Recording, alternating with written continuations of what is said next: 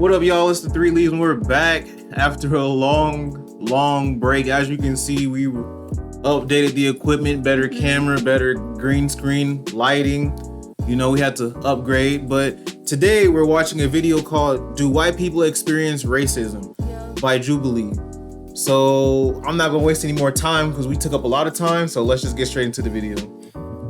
Middle ground is a social experiment that brings humans with opposing beliefs or experiences together. These discussions may contain viewpoints that are the result of misinformation. Remember to seek out experts and to be critical of your own biases while forming an opinion. Please see the humanity in each participant, and as always, we encourage empathy.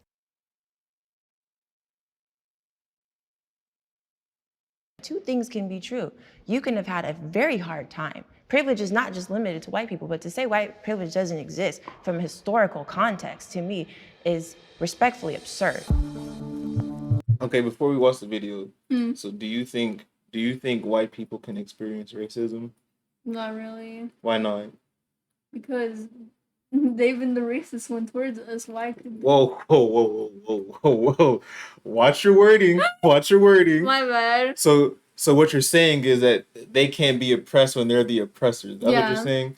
Okay, I agree. My bad. That was really bad wording. My bad, guys.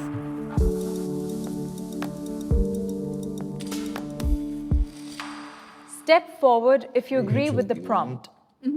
White people also experience racism.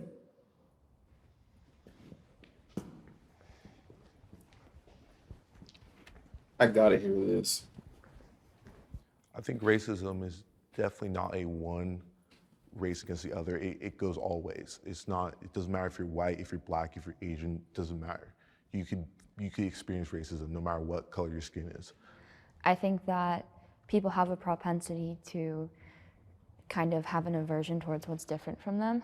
I've been called a cracker before. I've been told I was going to get beaten up because I was white. I would argue that on a systemic level, white people don't experience racism the same way a lot of other races experience racism. But I would say on an individual level, any group is capable of being racist towards another group as well. So the argument against this position frequently is that racism is a system, not a sentiment in the United States. And I agree with that really strongly, but at the same time I'm Jewish and racially white and have definitely experienced racism, discrimination. The paradox is that most of that racism is coming from white people or European society, white nationalism, etc. that's directed at Jews.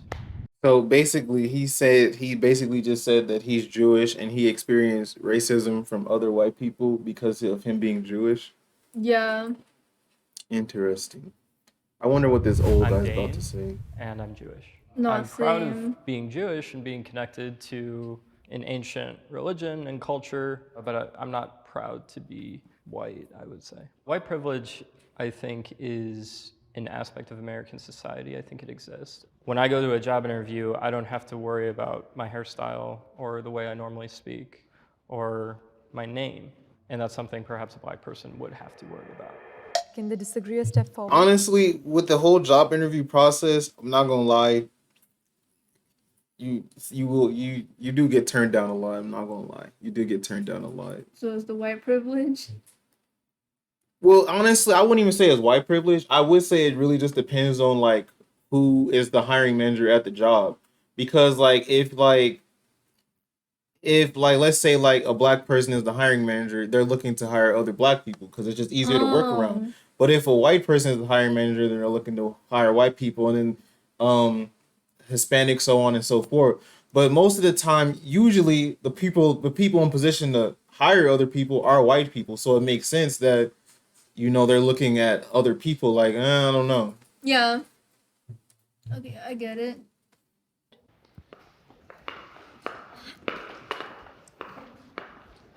So I just want to say that I want to validate everyone's individual experiences. I do also believe that white people experience bias, prejudice, but the reason I did not step forward is because, by definition, racism is tied to power and economics. You talked about systemic discrimination. I don't feel white people experience racism by definition and by actual concept. What is the definition of racism and who wrote that definition?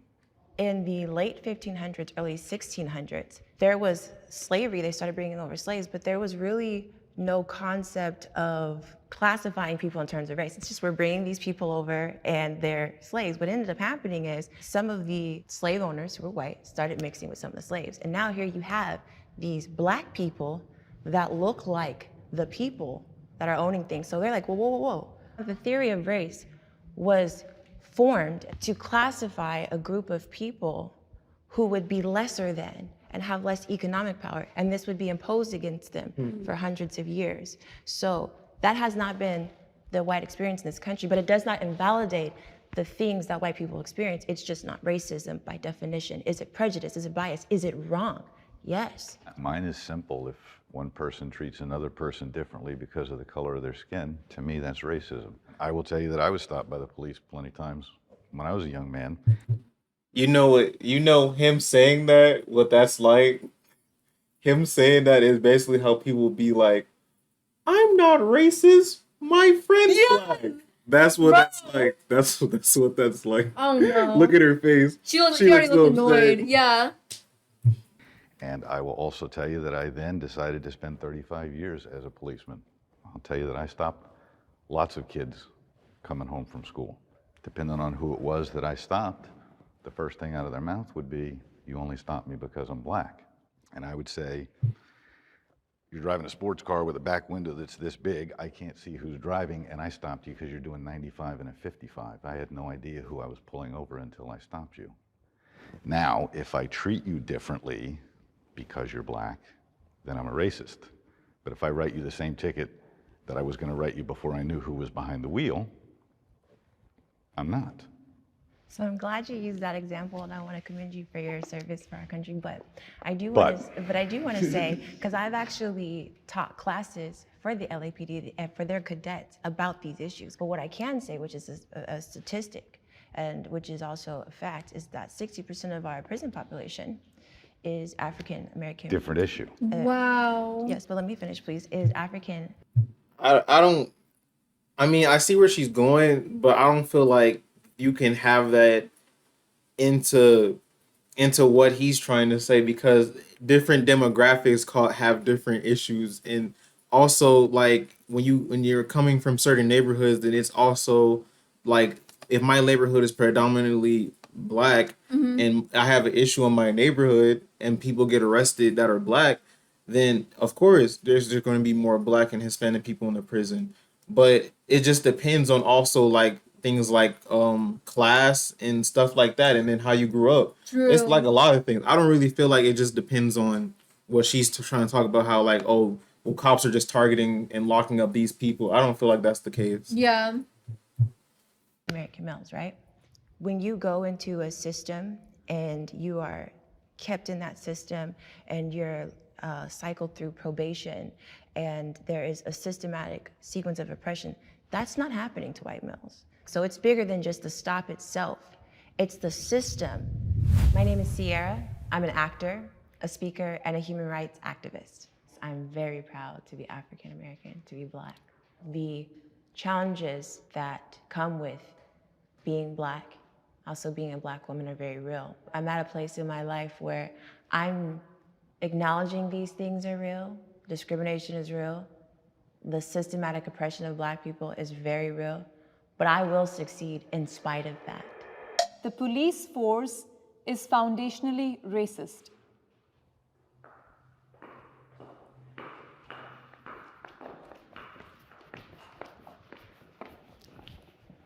What? I wanna Wait. start There off by wasn't only saying like 3 I people don't walking think up. that every cop out there today is Yeah. racist. Same. I think there are a lot of them who are really doing good work. What I know from the establishment of the policing in the United States, that is directly from the slave catchers who were hired to catch runaway slaves and bring them back home. Yeah, I agree that all cops aren't racist. I had plenty of interactions with police that were fine, but I was told by a former police officer who was, a cop who decided he didn't want to do that anymore, that, the training is pretty much specialized for only colored people, especially black people, that If you're around them, they're the most dangerous, so you have to act in certain situations or react in certain situations, you know. I think I just really want to emphasize that I really think that there are some officers who are white that don't even believe that they're doing anything that may be racially motivated because they're simply doing what they were taught to do. I come from a police family, and I'd like to add they do offer diversity trainings in the academy. So either it needs to be more extensive, or maybe we need to take it a step back and fix the selection process, because that process could be inherently racist. Hello, my name is... Before she starts talking, I just want to talk a little bit about that. Me personally, I don't think the police force is inherently racist, because I also feel like that's another thing that it also depends on like the city and stuff that you're in. Like, if you live in the South, maybe you'll feel that way because you're in the South. But off my own experiences of me running into like me and like getting like pulled over and tickets and stuff like that, I've never experienced racism. I'm gonna be honest. Like, and every ticket I've gotten was like a ticket that was like I should have got like 4 or 5, but I got like 2. Yeah. Or I got like 1, and it was like the cheapest ticket he can give me. And I hope me saying it doesn't get nobody in trouble, but I'm just saying like I can't say like that was the case, because I didn't been driving without a license before, but instead of him giving me a ticket for driving without my license, he gave me a ticket for driving with my phone in my hand. Oh yeah. So it like I guess I really feel like that just depends on where you live. Yeah, because like the cops that we encountered, they're all chill and nice. They don't like treat us differently, at least. Yeah, I don't like, and then it's always been like just very nice for me, but that's just my personal experience. So I'm not gonna generalize, but I'm just saying I don't really feel like the whole police system as a whole is like inherently racist. Yeah. Nia, and I am Black. I'm proud of my race because when I look back historically at what people of my heritage have gone through and to see where we are now, it's remarkable, and it definitely pushes me to continue to be resilient and innovative as they were.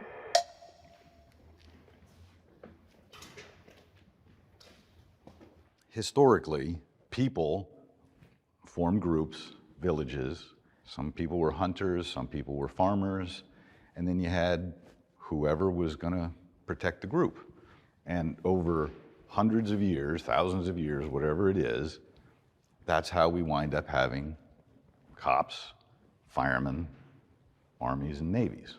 Community policing as a theory is a good idea.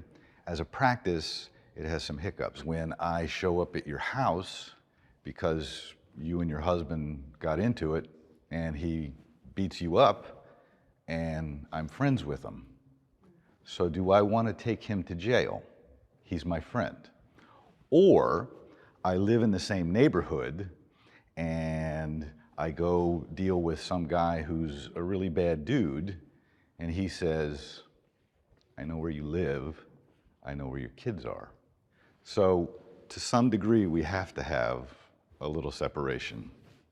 This is going to get into a hot button topic, but I will tell you that, you know, when I watched the horrible video of George Floyd, I will tell you that I can justify many of the things that happened, but I cannot justify 9 minutes on his neck or back. But what I can also tell you is I, as a policeman, and this is my personal opinion, only 2, the officer who was on him for 9 minutes, he probably spent too much time in the same neighborhood dealing with the same problems over and over again that he became jaded. Isn't that what being a police officer is? I knew she was gonna say something the moment that he had to say all of that. I knew she was. I just felt it. It's a social service job. And you're assigned to that district or that community. But I think you need to move around so that you get to see other things. You don't become that jaded. The police, no matter what your race is, you know, we have to be integrated all together with the community. And it doesn't have to be community policing, but we all have to understand each other more. I think cultural competency would be very helpful. Like, that's my issue. Whether or not the foundations of the police force was or still was racist, Now we can change that, but it starts with cops. Like at the end of the day, it's the bad police officers that are our issue. Not all police officers, but the bad police officers, we need to vet them out, and the good police officers, we need to, encourage them to be amongst the community. How do we vet them out? By making the police unions accountable, because I feel like that demographic of officers, they're actually making things a lot worse for the other officers that are actually just trying to do their job. I think that we need to get some type of real accountability. That I don't think the police should be policing themselves. So when those cops that aren't upholding their oath, they can be properly removed instead of getting all of these passes. The bad police officers, I hate the term. See, I see what they're saying, but I also feel what he's saying, because he's basically saying, like, how do you know who's bad and who's not bad? Yeah. Which is a good point, because it's like when you go into a job interview, everybody's putting on like their best face. Everybody's putting up a front. I'm not showing who I actually am. I'm showing who I want you to see so I get the job. Yeah. So if everybody's showing who they want you to see so they can get the job, then how are you supposed to know who's good and who's bad? I feel like that's what he's saying, and I feel like they're just taking it like, well, they're basically saying like we need people to put what's the word, to control those officers who do get out of line, which is fair, because like just like how like there's managers and jobs, like, and when you trip out at a job, they fire you. I feel like it should be the same process, but it usually take way longer for police. Really? Yeah, for like a police officer, they got to have a hearing. They got to see if you actually have something, like if you had malintent and all that. And I feel like that's part of the reason why things always go south in those type of situations. Yeah.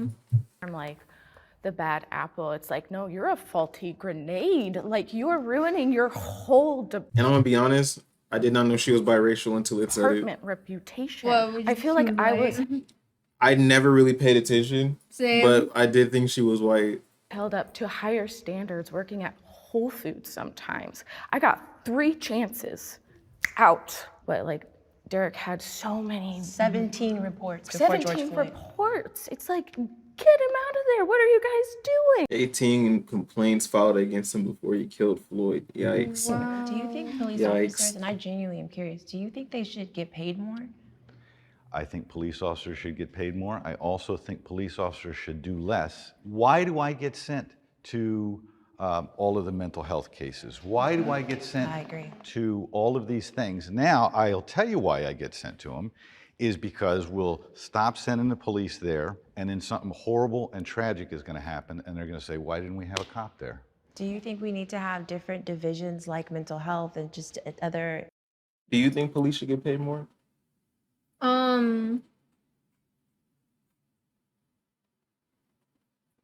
Yeah. Why do you think police should get paid more? Because they risk their lives saving people. Not. But that's not.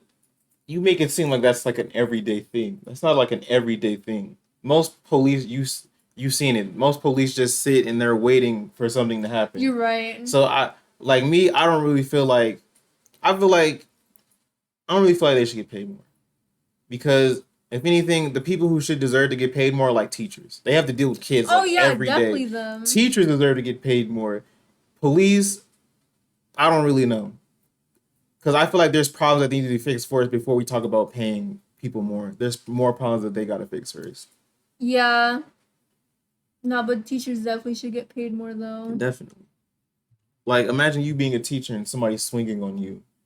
Or, Oh, yeah. Or kids throwing stuff at you. Yeah, I remember one time in school, this one kid, he was throwing a tantrum, and then he threw scissors at my teacher, and like we had to evacuate the class because of it. Bro, when I was like in like 10th grade, like a dude threw something at the teacher when the lights were off, and then the teacher literally got mad and started cussing people out. Like, I feel like stuff like that, teachers should get paid more. Or they need to get like more paid vacations. Yeah. Or maybe even specific police that are just for the schools. Like, do you think that would help with a lot of the issues? No.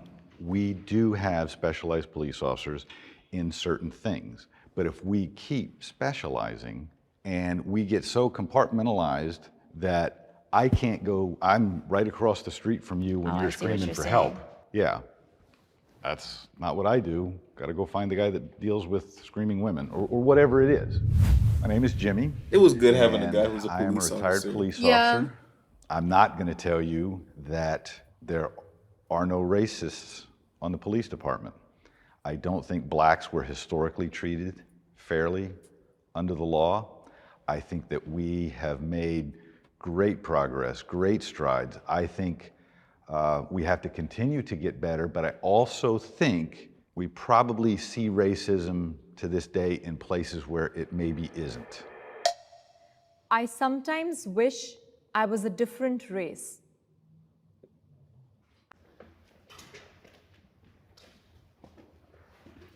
I'm confused because didn't the Jewish dude say that? Or no, he said that he doesn't feel proud to be white. That's what he said. I think so. I'd I don't know what he say said in the not so beginning. much these days, but definitely 100% when I was a kid, I wish I was white. I grew up with my white mom. I didn't see my black side of my family after a certain point. I grew up in a small town. I was often the only student of color, definitely the only black kid. And I had this kinky hair. I couldn't figure out how to work with it. And everybody also would call me an Oreo. It was always just being othered. And so Whoa. being a kid, you know, you just want to fit in. And for me, I wanted to be white. I just wanted to look like my mom, wanted the nice straight hair, and I just wanted to feel like included. Yeah, I remember in elementary school, I was thinking, no man is ever gonna like me because I freaking look like this. And I just remember hating my hair because as soon as puberty hit, it just blew up, and people kept on asking, do you even need a pillow to sleep at night? I'm like, I can't stand these questions. I can't do this. I'm Jordan, and I am biracial. Wait. I think being biracial is definitely living in the in-between, because culturally, yes, I grew up white, and I completely know that. I was raised by my white mother, but then there's also a part where race is perceived, and it's what people put on you. And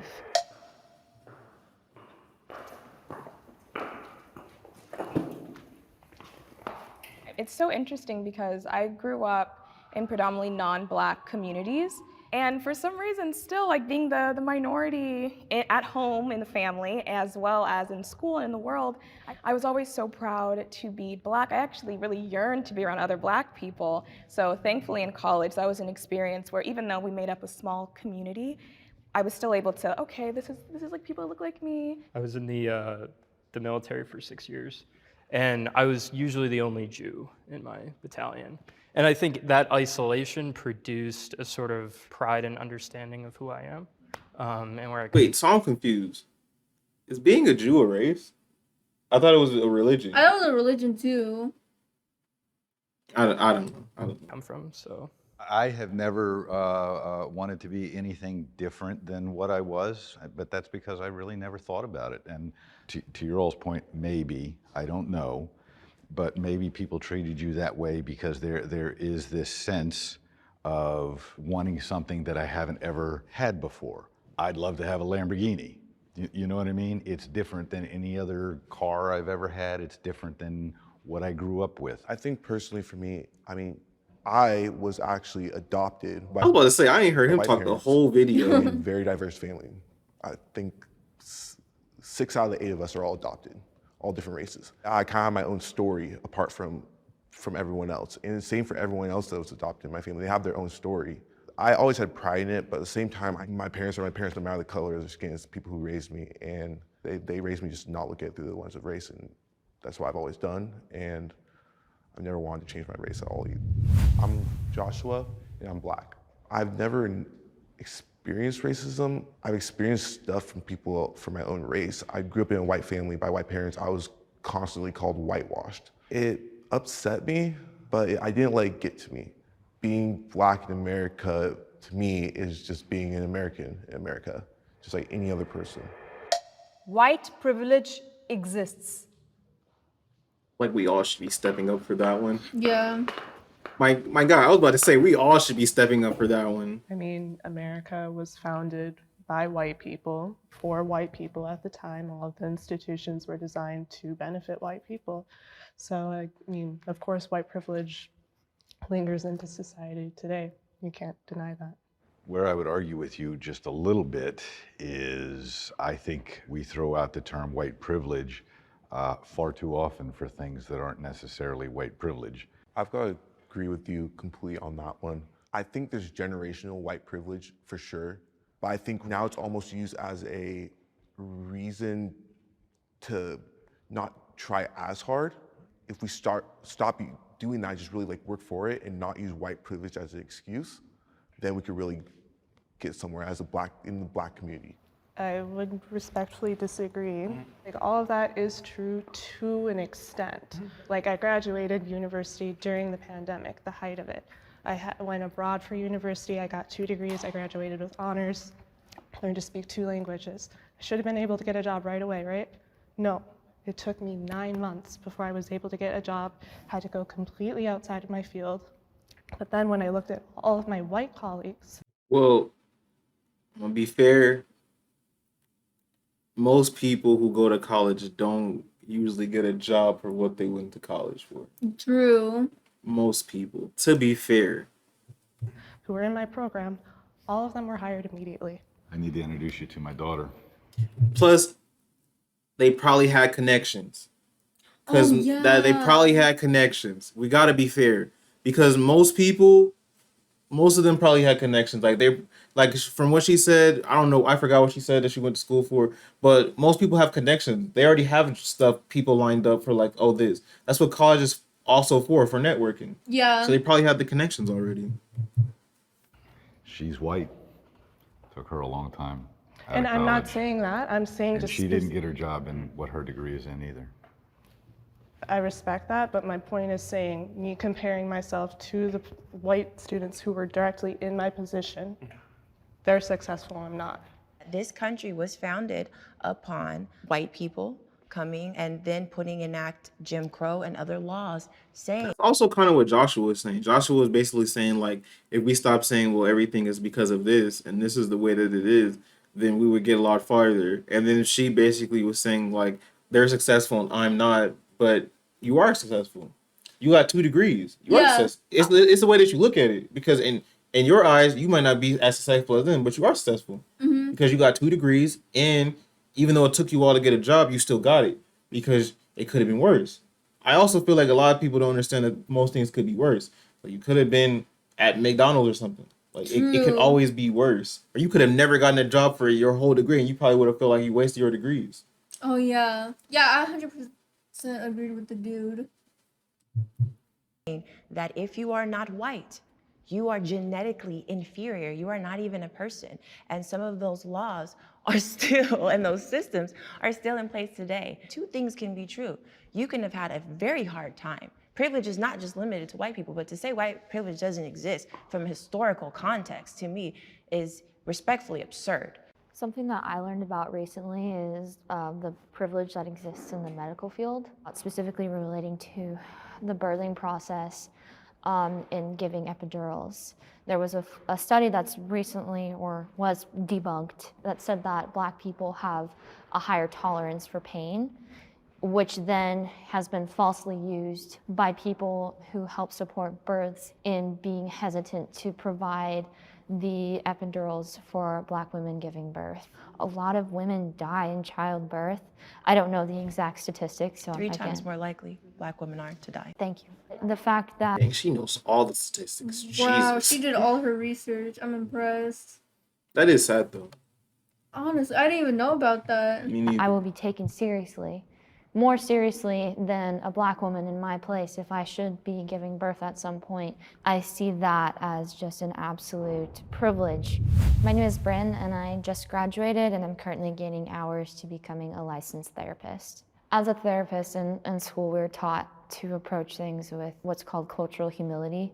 Cultural humility We should be good then. is being curious, and instead of trying to have all the answers, working collaboratively with the client to kind of understand where they're coming from. I have been fetishized for my race. Hey, yo. Oh. But I'm gonna be honest though, the Jewish guy,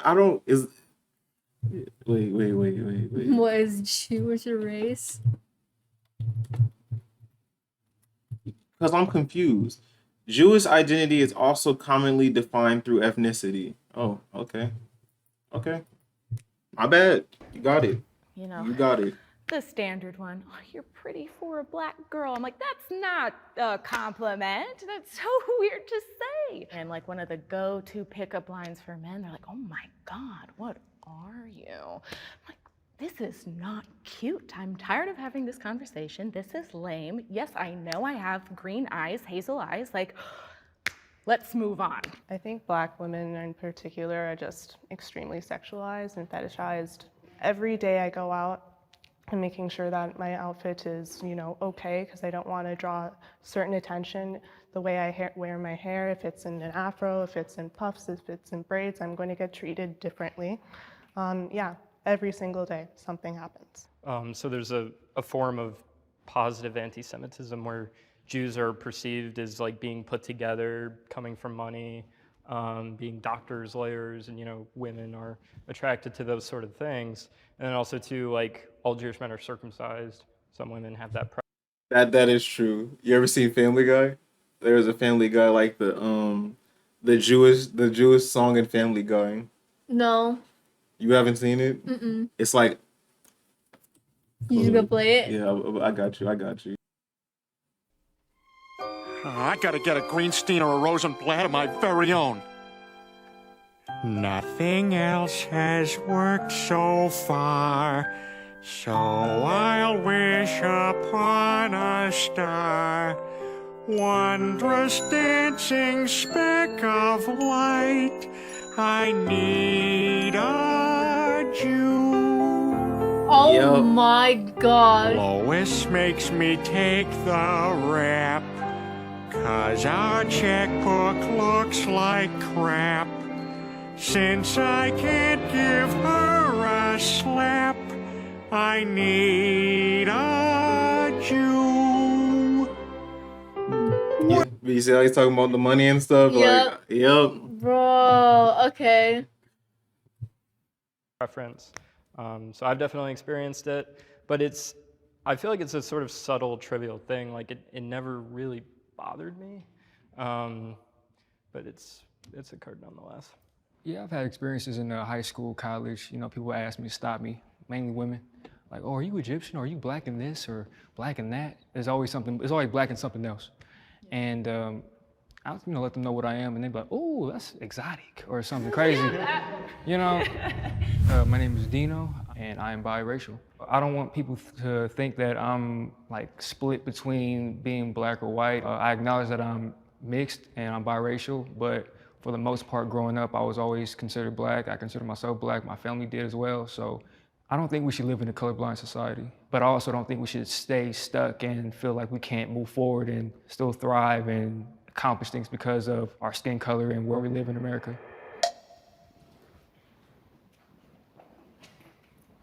I would just have a question for everyone who stepped forward. I'm just curious how that's like. What's it like? Exhausting. It sounds exhausting. Yeah, I think Black women historically have a really interesting relationship with desirability. Culturally, it seems as we're not desired. And then when we are, we're being fetishized. So it's like, okay, we're usually not desired, but now we are. Am I supposed to lean into this fetishization? I think just being a woman, we deal with certain things every day. Specifically being a Black woman and being fetishized, it's interesting because if I, especially in my industry, because I'm there to work and be professional, I'm just super professional and I don't give any attention to that at all, that kind of energy, then I'm an angry Black woman. So I think that it's just really... you can't win. It does feel like that, so yeah, that you can't win sometimes. Yeah, and there's also a flip side to it. It's like, for me specifically, I'm light-skinned amongst majority dark-skinned people, and people will deem me or deem other light-skinned people as a certain way, as either weaker or less than. Or Yeah, like soft. Like, yeah, you seen the TikToks? Yeah. Yeah, soft. Like, okay, you're lighter than, so we're going to be so pro-black that we're never going to, consider you as one of us. You're just other. Well, that touches just on beauty standards in the Black community, and that's colorism. Like, I've even been told, you're beautiful, you're not Black. It's just like these little things. Or you must be mixed with something, Yes. right? Yeah. My name's Christina, and I'm biracial. I have been fetishized for the color of my skin on both sides. You know, black men will be really into me because I'm light skinned, or other men who are not black might be into me because I am that black girl, but maybe I'm not too black, and that for whatever reason is appealing. Being deemed as exotic or something other is just very problematic, and that plays into a lot of issues of colorism within the black community at large. We need reparations for the black community.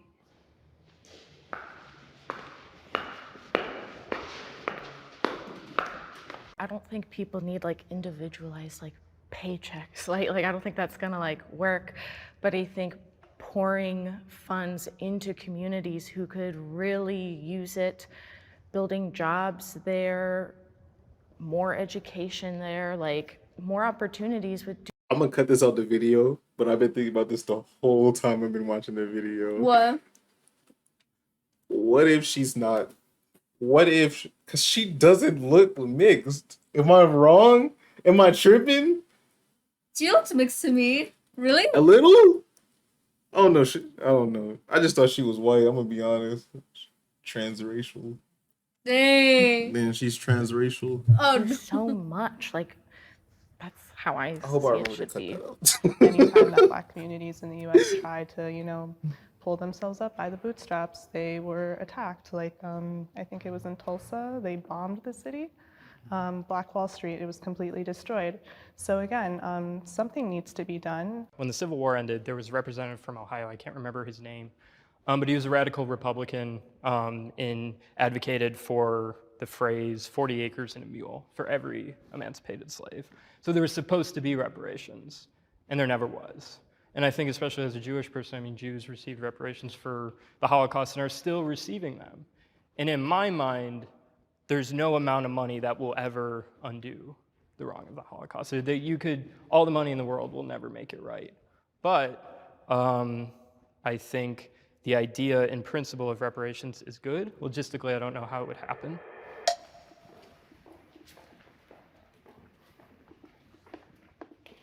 I just wanted to say the reason I stayed back was because I wasn't entirely sure what was meant by reparations, but your example of the Holocaust, I would say that I agree. Similar reason, when I think of reparations, I think of something similar to a stimulus check. My worry is, with the lack of like financial literacy, will we actually make strides? So I would love the— I agree with her. I agree with her. Why? I agree with her. Because when I heard reparations, I immediately thought she meant money. Same. They meant money. And also, I do agree with her when she's talking about financial literacy, because what's the point of giving everybody money if not everybody knows what to do with money? Because it's like how when people got stimulus checks, the first thing they did was go buy TVs and stuff. And it's like you would basically just be seeing more of like that, like TVs and stuff, cars and stuff like that. I don't want to see that. Yeah. The idea of investing money into programs in underserved communities, something like that. But I do have a fear that even if we did have the money, without that generational knowledge of how to take care of our finances, that it would just deplete and defeat the purpose. But even if that were to happen, though, I still think that that would still be the right step. You know, we'll give these people the funds or whatever, we'll give them our promise, and if they float or sink or whatever, that's on them. At least like we as a country took the right step. I'm all for money going to the community. I am for that, because the communities right now are the way they are because of things in the past. But to give out checks to individual people, there's a difference between learning from the past and then still getting caught up in the past. I mean, if I had a time machine, I could go back in time and be like, hey, you never gave us the 40 acres and a mule. I would be all for that, and I would get on that for the people who were affected and actually went through slavery. But in today's age, like no one's experienced it and gone through it. Yes, the communities are taking hit by that, but so I mean, I've never. You don't think your ancestors experienced slavery? I was just about to say that, because I ain't gonna lie, well, everything that he said, I did not agree with, not one bit. Because he basically just said, if because we didn't go through slavery, we don't deserve nothing. I don't agree with that, because like she said, ancestors, people, and then the people who came right after slavery went through stuff too. So I don't, like, how can you even say that? I think they do, but I haven't. I've never been in it. See, So why see. The thing is, you're supposed to come into this with an open mind. He's just basing everything off his own personal opinion. Yeah. should I get a check from somebody else who never put you should be going way back. So what about the people who are the descendants of the slave owners who are still reaping the financial benefits of your ancestors who slaved in those fields for literally generation after generation? You don't think that during that time your great-grandfather could have been building a business that could be flourishing by now, and you would have a multi-million-dollar franchise as they do off the backs of others? You don't think that deserves some rectification for you in the present time? To be honest, no, because again, it's something that happened in the past. Again, I haven't.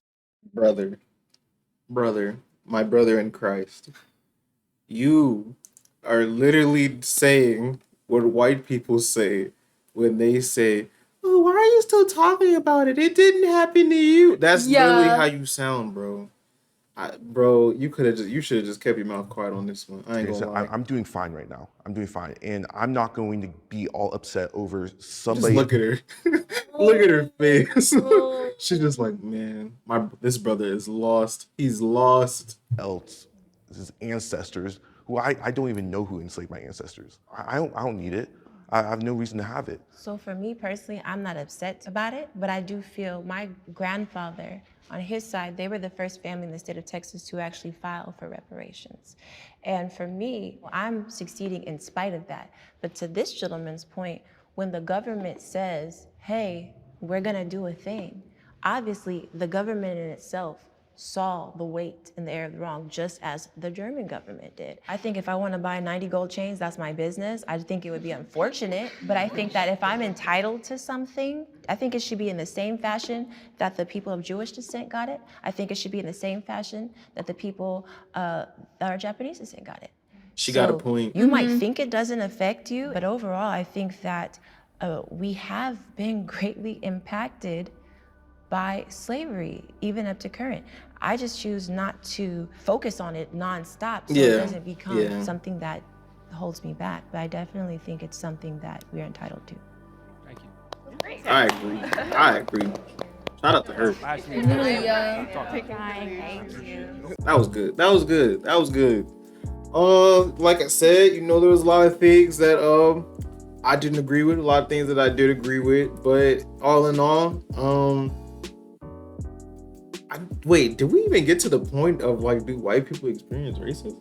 Did we even get to that? Did they even ask that question? I thought that was in the beginning, or maybe I don't know. I don't think that was the question. I think that was a question like that, but I feel like the answer is probably no. I feel like the answer is no.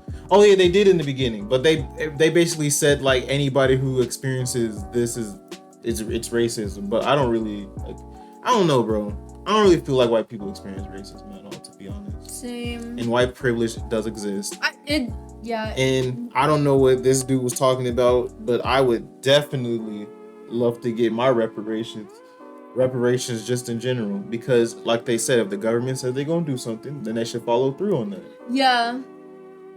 But I don't know.